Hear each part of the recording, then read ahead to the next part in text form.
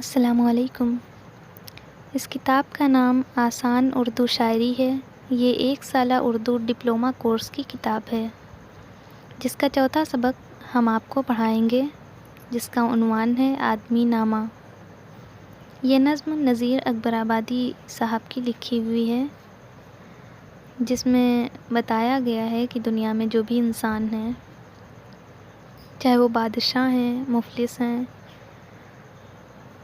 یا ظالم و جابر ہیں، جو بھی ہیں مگر وہ آدمی ہیں۔ نذیر اکبر آبادی صاحب کے بارے میں بھی ہم آپ کو بتائیں گے۔ پہلے اس نظم کو ہم پڑھیں۔ دیکھیں، دنیا میں بادشاہ ہے سو ہے وہ بھی آدمی، اور مفلس و گدا ہے سو ہے وہ بھی آدمی، زردار بے نوا ہے سو ہے وہ بھی آدمی، نعمت جو کھا رہا ہے سو ہے وہ بھی آدمی، ٹکڑے جو مانگتا ہے سو ہے وہ بھی آدمی، یا آدمی پہ جان کو وارے ہے آدمی، اور آدمی ہی تیغ سے مارے ہے آدمی، پگڑی بھی آدمی کی اتارے ہے آدمی، چلا کے آدمی کو پکارے ہے آدمی، اور سن کے دوڑتا ہے سو ہے وہ بھی آدمی۔ اشراف اور کمینے سے لے شاہ تا وزیر، ہیں آدمی ہی صاحب عزت بھی اور حقیر، یا آدمی مرید ہیں اور آدمی ہی پیر، اچھا بھی آدمی ہی کہاتا ہے اے نذیر، اور سب میں جو برا ہے سو ہے وہ بھی آدمی۔ نذیر اکبر آبادی جو اس نظم کے رائٹر ہیں، ان کا نام ولی محمد ہے اور تخلص ان کا نذیر تھا۔ یہ 1720 میں نادر شاہی حملے کے زمانے میں دہلی میں پیدا ہوئے۔ احمد شاہ ابدالی کے دہلی پر حملہ کی وجہ سے وہ اپنی ماں اور نانی کو لے کر آگرہ چلے آئے اور محلہ تاج گنج میں، جو تاج محل سے قریب واقع ہے، سکونت پذیر ہو گئے۔ وہیں شادی بھی کر لی اور پھر تا عمر آگرہ سے باہر نہیں گئے۔ 1830 میں آگرہ ہی میں انتقال ہوا اور وہیں مدفون ہوئے۔ نذیر یوں تو میر و سودا اور درد کے ہم عصر ہیں، مگر چونکہ عمر طویل پائی اس لیے انشا، جرات اور ناسخ کے زمانے میں بھی موجود تھے، مگر نہ وہ دہلی اسکول سے تعلق رکھتے ہیں نہ لکھنؤ اسکول سے۔ ان کی شاعری ایک جداگانہ رنگ کی حامل ہے۔ نذیر کی تعلیم زیادہ نہ تھی، فارسی اور عربی سے واقفیت تھی، فن خوش نویسی بھی جانتے تھے، کسب معاش کے لیے لڑکوں کی معلمی کرتے تھے۔ لالا رام بلاس اپنے لڑکے کو پڑھانے کے صلے میں 17 روپے ماہوار نذیر کو دیا کرتے تھے۔ اسی قلیل رقم میں نذیر نے عمر بسر کر دی اور کسی راجہ نواب کے سامنے دامن نہیں پسارا۔ نواب سعادت علی خان نے لکھنؤ میں طلب کیا، بھرت پور کے راجہ نے بلایا، مگر نذیر کہیں نہ گئے اور توکل و قناعت پر تکیہ کر آگرہ ہی میں زندگی بسر کی۔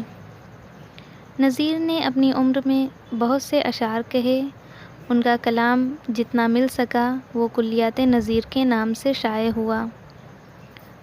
نذیر عوامی شاعر تھے، حلقہ خواص سے ان کا کوئی تعلق نہ تھا۔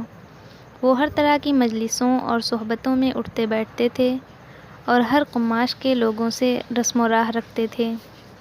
میلے ٹھیلے، کھیل تماشے، نوٹنکی، بٹیر بازی، پتنگ بازی، مرغ بازی، غرض ہر قسم کے عوامی معاملات سے ان کو دلچسپی تھی، اور ان سب کو وہ اپنی نظموں میں براہ راست بیان کر دیتے تھے۔ مزاج میں کسی طرح کا تعصب اور خود بینی نہ تھی۔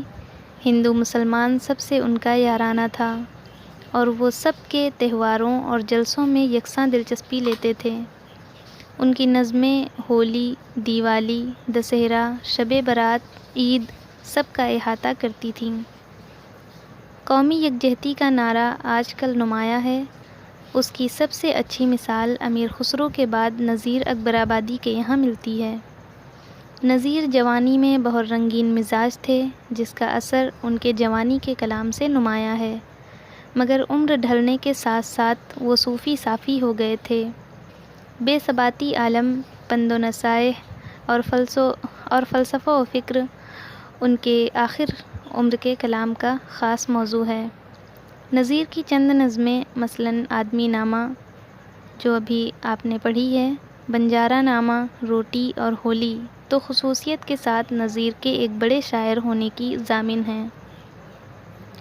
نظیر کے یہاں تصوف اور بے ثباتی دنیا کے مضامین اتنی خوبی اور صفائی سے نظم ہوئے ہیں کہ ان کا مقابلہ فارسی کے مشہور شاعر شیخ سعدی سے کیا جا سکتا ہے۔ دونوں کا کلام سلیس اور عام فہم ہے اور دونوں کے یہاں عاشقانہ رنگ گہرا ہے۔ نظیر اپنی نظموں کے ذریعے بنی نوع انسان کے گہرے دوست نظر آتے ہیں۔ ان کو آدمی کی ذات اور اس کی چھوٹی چھوٹی مسرتوں اور دکھوں سے دلچسپی ہے۔ وہ انسان کے دکھ درد میں شریک ہونا اور اس کو ہلکا کرنے کی کوشش کرنا اپنا فرض سمجھتے ہیں۔ تاہم بڑی بات یہ ہے کہ ان کی نظموں میں خشکی یا بے کیفی نہیں ہونے پاتی۔ ان کی معلومات کا خزانہ بہت بڑا ہے۔ وہ جس موضوع کو لیتے ہیں اس کی تمام تر جزئیات بیان کرنے میں اپنا کمال دکھا دیتے ہیں۔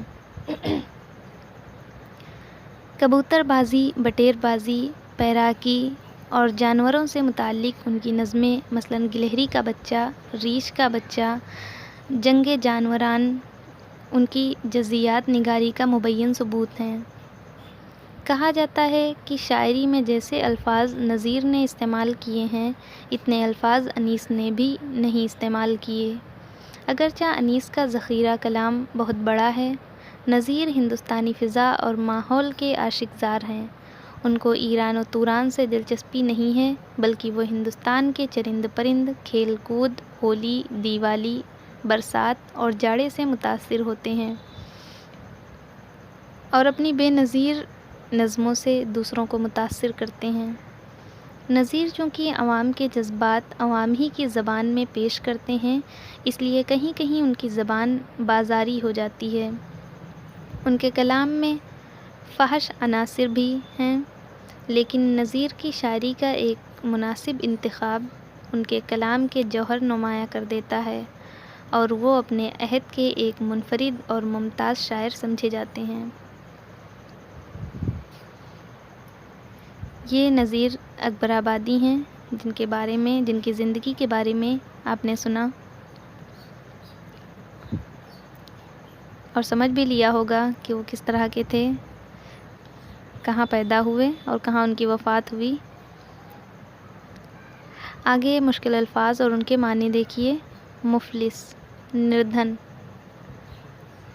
پور، گدھا، نردھن، بھکاری، بیگر، زردار، دھنی، رچ، بے نوا، نردھن، پور، جان کو وارنا، بلیدان دینا، ٹو سیکریفائز دا لائف، پگڑی اتارنا، اپمانت کرنا، ٹو ڈشنور، تیغ، تلوار، سورڈ،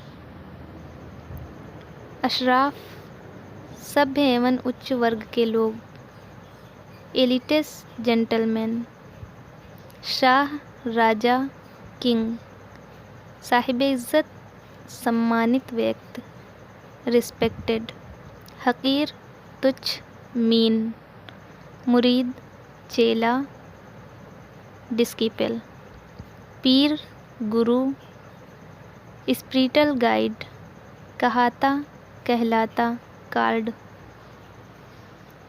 امید ہے آپ نے اس سبق کو سمجھ لیا ہوگا۔ انشاءاللہ اگلے سبق میں ملاقات ہوگی۔ اللہ حافظ۔